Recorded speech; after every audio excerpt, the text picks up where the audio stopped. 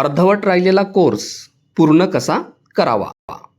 यासाठी प्रथम तुमच्या मोबाईलमधील गुगल क्रोम हे ब्राउझर उघडा.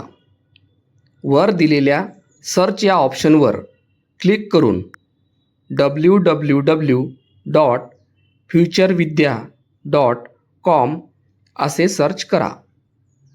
मोबाईलच्या उजव्या बाजूला वर 3 रेषा दिसतील, त्यावर क्लिक करा. समोर आलेल्या यादीतील ऑल कोर्सेस यावर क्लिक करा.